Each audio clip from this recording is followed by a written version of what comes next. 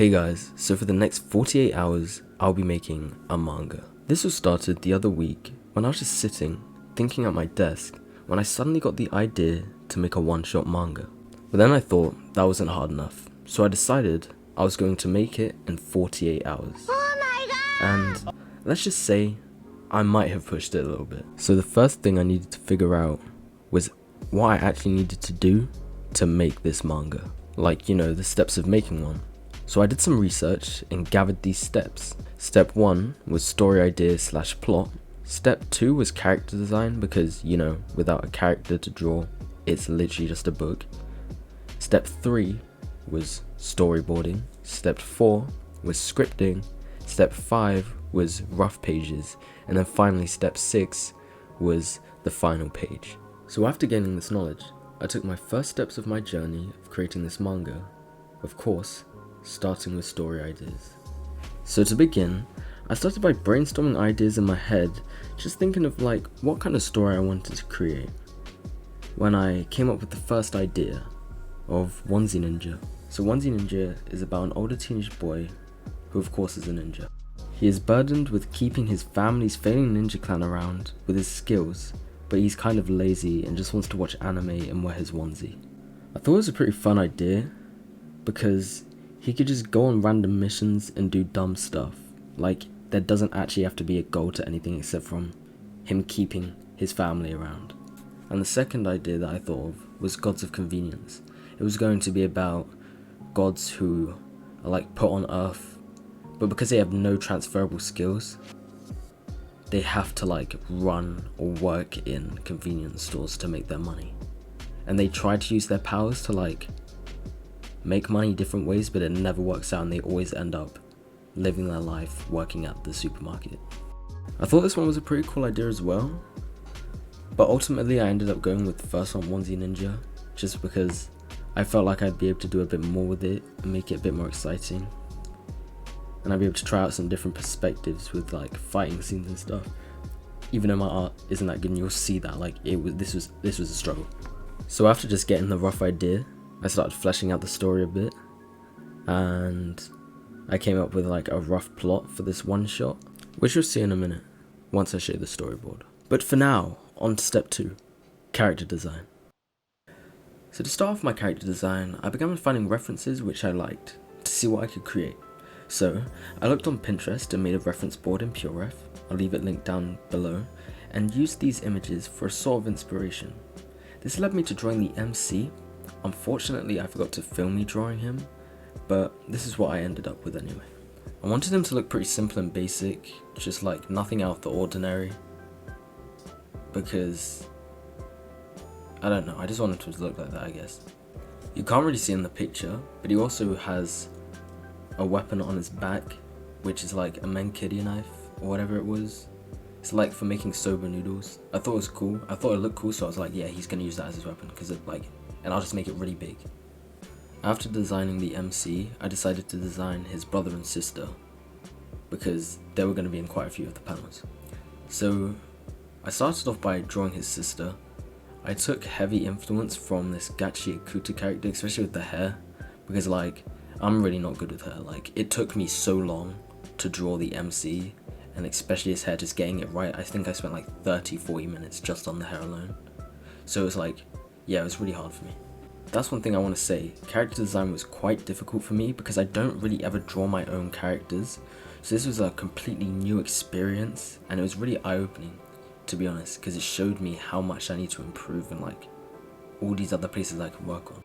So when drawing her, I wanted her to seem like happy most of the time, like pretty relaxed and chill, because I imagine her being the kind of person that's like just living life, being happy, doing what she has to do, and just enjoying her time. I gave her a pretty relaxed outfit because she doesn't go outside much. She's more of like the information person of the whole like family ninja business. So I just didn't think it was necessary to give her some crazy outfit because she's not leaving anywhere. She's not going outside. I tried drawing her from some different perspectives, like 3/4 view and stuff, but I was finding it really difficult. Like, this is what I mean. This is how I know I need to like work on it more, because maybe I was just having a bad day. It's like, you know, once I was done finishing her off, I went and started doing the brother. The brother was like the one that kind of keeps the face of the business, like runs the actual like noodle shop that they work in, and kind of hide their ninja business behind. So he's always wearing the work outfit with like the band, like the headwear on, and like he's that role model figure. He's just like a regular upstanding individual. I wasn't as happy with these two character designs as I was with my MC, because I feel like I spent so much time in the main character that I kind of had to rush these a bit because I was under such a time constraint, because I still had to storyboard, script, you know, make roughs, and just like produce the final pages. I was just like, I was in my head. But overall, I don't think the drawings were that bad, and I should just be happy that I was able to get something done, because if I just kept stressing over it, this video wouldn't even be existing. The other characters that you'll see in the manga, I actually designed whilst I was drawing the roughs and stuff, because I was like, they're not that major characters, so I just thought I should just come up with them on the spot, and however they turn out, they turn out. So after I was done drawing all of these characters, I moved on to the next part, storyboarding. Storyboarding was actually one of the harder parts of this whole process, because it's about getting that rough base of a story and laying out panels in a way that conveys that, but also, you know, putting together these pictures and like a layout that's going to directly, how should I say it, you know, translate what you're thinking onto the paper. There's not too much to say about this part. It just took a really long time to do, because I have to think about how to fill in the gaps in the plot, because it was still really rough and the story wasn't really fleshed out enough to even just make a one shot. So a lot of the time I'd do like 3 storyboard things, like 3 roughs, and then I draw them, made the bigger rough versions of it, like really make them proper, and then I'd move on to another 3 or another 4 or just 1, and just do it like that, so I can think about each one that comes along, so I can like try and get something that I don't think is bad. Also, whilst doing the storyboard, I did plan it to be 16 pages long.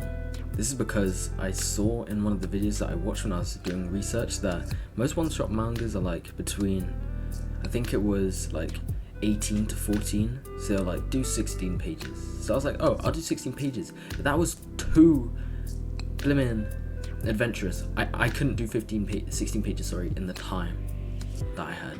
Usually you see it pop up on the screen saying like step 4, scripting, but I'm not even gonna lie to you, I didn't even script this. Everything that I wrote was just random poo that came out of my head. So yeah. So let's forget about scripting for now, and go on to step 5, rough pages. To be honest, there's nothing too special about rough pages. It's just like making a bigger full-size scale version of the mini images I made on the storyboard, so I could like scale it up to the image size on the actual like canvas when I'm doing the final page. But it is useful because it allows me to get that full scale sense, and also where I'm going to put the speech bubbles if I put them in there, and just allows me to play around with the, you know, the layout of the panels and the actual images inside of the panels a bit, because when the images are so small, it's kind of like blurry and it's just really rough. So getting this bigger full scale version just helps me visualize everything a lot more, and it really did help out a lot. Sometimes they felt like a little bit of a pain to draw, just because it's like I've drawn it once in a small version, now I have to upscale it and give it a little bit more detail so I know what I'm doing. But a lot of the time I didn't even give it that much more detail. Sometimes I just copy and pasted the, you know, character design so I knew where the person was going to stand. Not like do a pose, because I already know the pose I was going to draw because I already planned it in the storyboard. But, you know, these rough pages really did help just give me that guideline, even though they did kind of tire me out a bit, because it was just drawing after drawing after drawing after drawing. But, you know, everything that helps make the final product a bit easier to create is always worth it. As I started getting into doing the roughs, my body low-key started shutting down. My wrist was in pain. Like, I respect mangakas way more now than I ever did, because you can see why a lot of them get ill. Like, you can see, because I did this for 2 days and my back started hurting and my wrist was in pain and I just didn't feel good. I felt tired and I kind of got a little bit aggressive because I was so like, it was kind of making me agitated. But enough of my complaining anyway. I actually used one of the features that I'd never use in Clip Studio Paint, which was those 3D models. You might have just seen it a couple seconds ago. But they were actually really useful for getting like figures, because during this whole process I was doubting my drawing ability. I just didn't believe in myself because I feel like I always have to draw good, especially because I'm posting it. I always feel like I have to produce something that's worthwhile seeing, but at the same time this was a completely different, like a whole new experience, and it did push me. And now, last but definitely not least, the final pages. As you can expect, the final pages were the most challenging part of this whole challenge. They had the most stuff to do. Of course, yeah, making the story or designing the characters took a while, but this really did take a lot of time, and it was a lot. Like, it was a lot. So much that unfortunately some of the pages had to get scrapped because I just did not have enough time to do everything that I planned to do on that storyboard. And another thing, that I couldn't do it to the high standard that I wanted to, which means some of these pages aren't the best. And I am disappointed in myself for that, but at the same time, I'm just happy that it came out with something. The 3D models and assets really came in clutch for me because I'm not the best at drawing environments or buildings, so they really helped me out with that, because I could just use them as a template, draw over them, shade them, do what I want to them, and get the look that I wanted, which is really good. Towards the end, I kind of started loosening up a little bit and gaining a slight bit more confidence in myself and just trying to draw how I usually do, which I think some of these later pages look a lot better because I kind of, actually thought I could do it, and so the project came out a bit better. And now for the finished product. I hope you all enjoyed this video. I'm sorry it came out so late, like a whole week late, just because a lot of stuff happened.